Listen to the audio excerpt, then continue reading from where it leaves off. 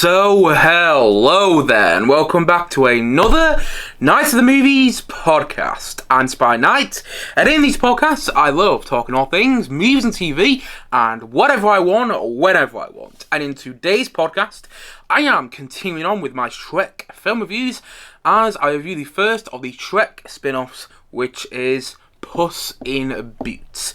So, let's get into it, shall we? Puss in Boots was released in 2011, and as I've already briefly said, it was the first of the Shrek spin-offs. The second being, of course, a sequel to this film, Puss in Boots: The Last Wish, which came out in 2021. But like I already said, this film came out in 2011, and it, of course, if you hadn't guessed already, I'd be very surprised if you hadn't guessed already, because his name's in the title of this film. His name is the title of this movie. This film follows the character Puss in Boots that we first met in Shrek 2, and in this film we also meet some new characters that have become part of the Shrek world, if you will, and those new characters are Kitty Softpaws, voiced by Salma Hayek. You know, Tony Banderas voices Puss in Boots, and Salma Hayek voices Kitty Softpaws, and those two are quite a dynamic duo in both Puss in Boots movies, and those two actors have also worked together quite a few times.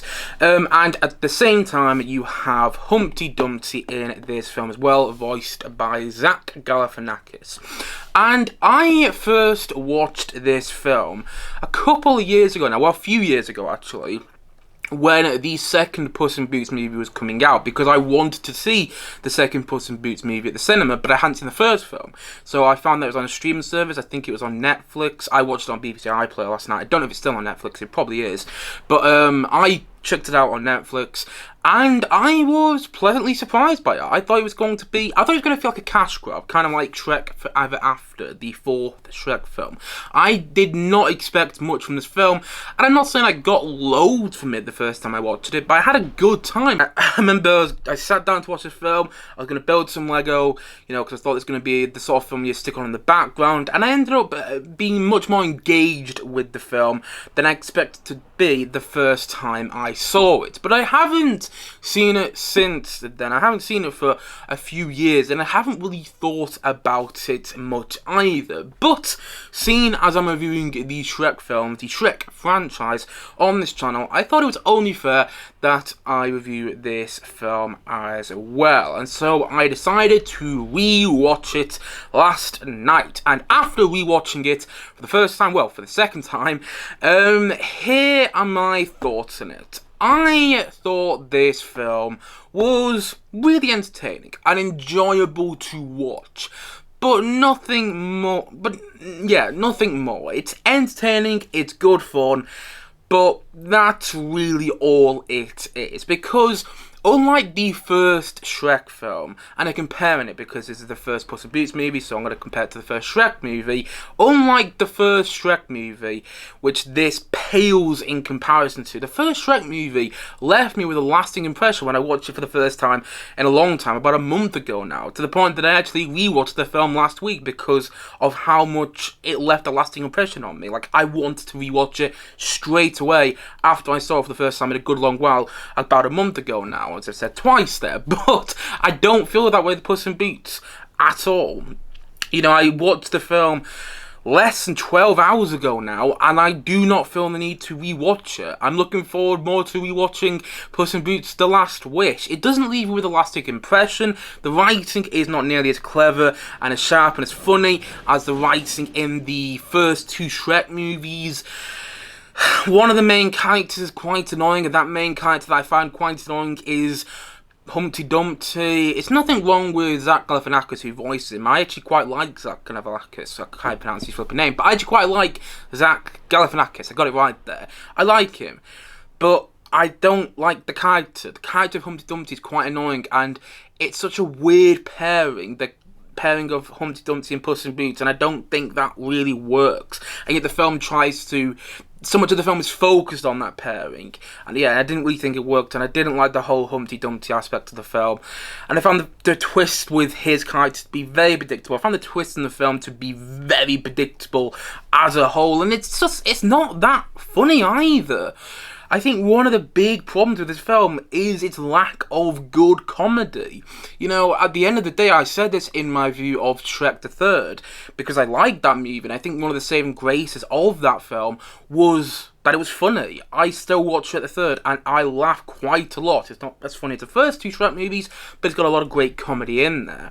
Whilst this movie, the first Puss in Boots, I didn't laugh that much. I barely laughed. I think I chuckled to myself once or twice, but it was only a light chuckle. There was a couple of moments I was like, oh yeah, I could see how someone would find that funny. I don't find it funny, but yeah, there were a few moments where I chuckled to myself. And then when you see that cat going, ooh, if you've seen the film, you know what I'm on about.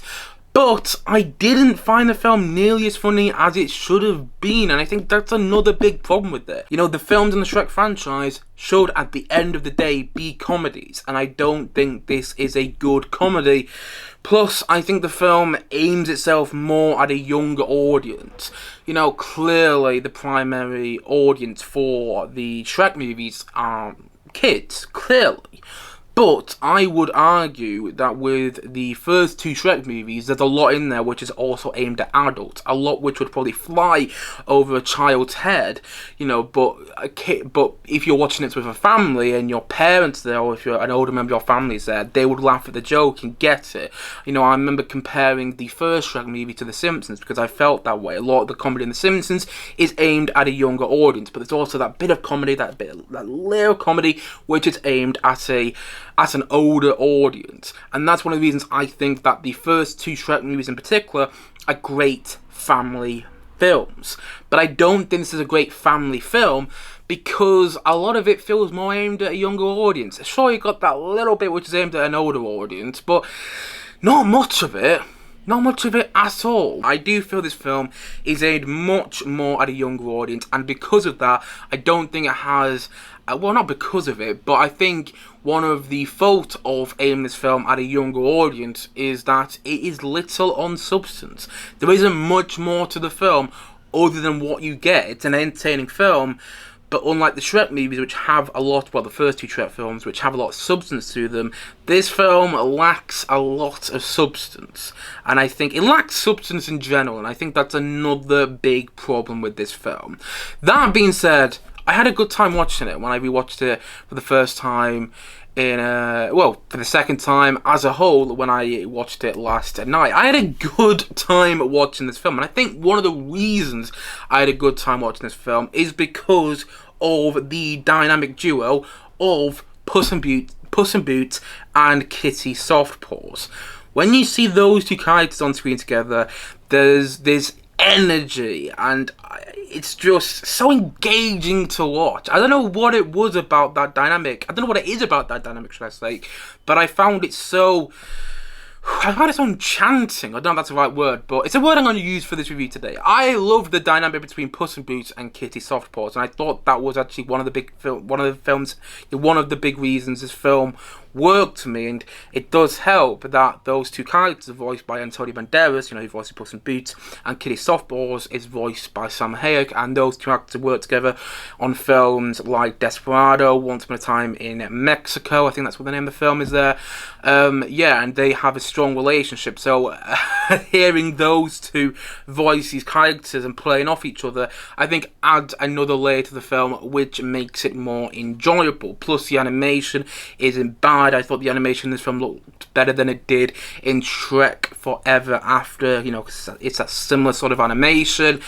And I thought some of the action sequences were well done for an animated film. I thought some of the action was, entertaining to watch. I keep going back to the word. It's entertaining, and that's the thing. It's not really much more than entertaining, but that was also enough for me. It's a light-hearted kids film. I mean, I don't like using the phrase kids film, but I wouldn't really consider this a family movie. It's a light-hearted animated film, and I think that is pretty much all it is. It's got a good musical score that fits well with the film. I really like the musical score by Henry Jackman.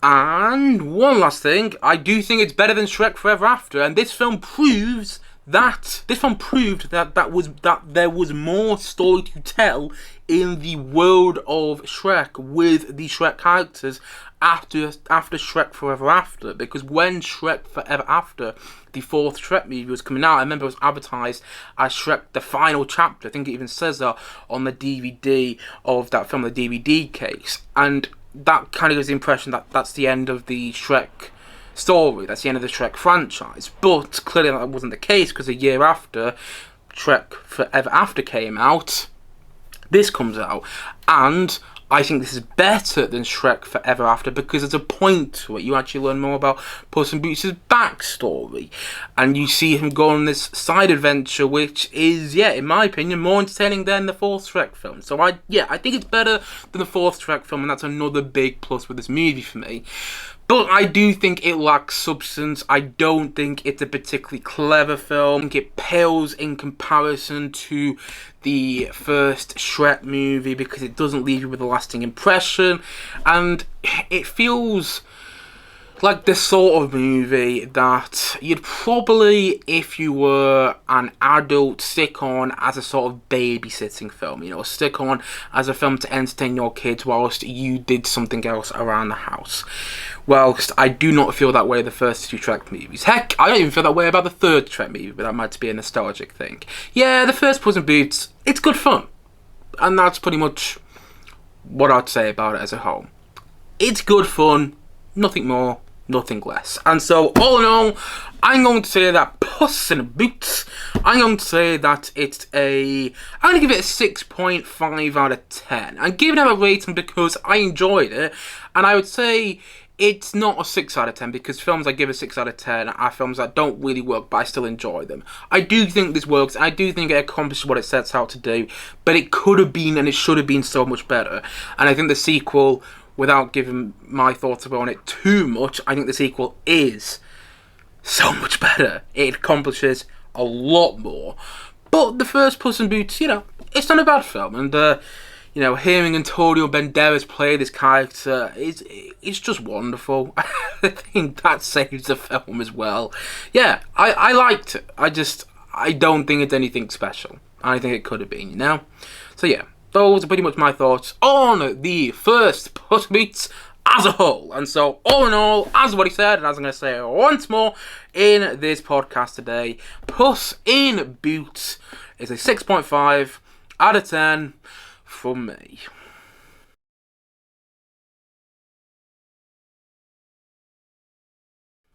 Anyway, guys, that's it for today's podcast. If you have seen Puss in Boots, please let me know your thoughts on it in the comment section below. And as always, thank you for watching or listening to this podcast. And if you haven't yet, please do click down below and like and subscribe on this podcast. And look forward to many more podcasts and many more videos coming very, very soon on this channel. As I've already said, thank you as always for watching or listening to this podcast. And I will see you guys again soon. But bye for now. Bye.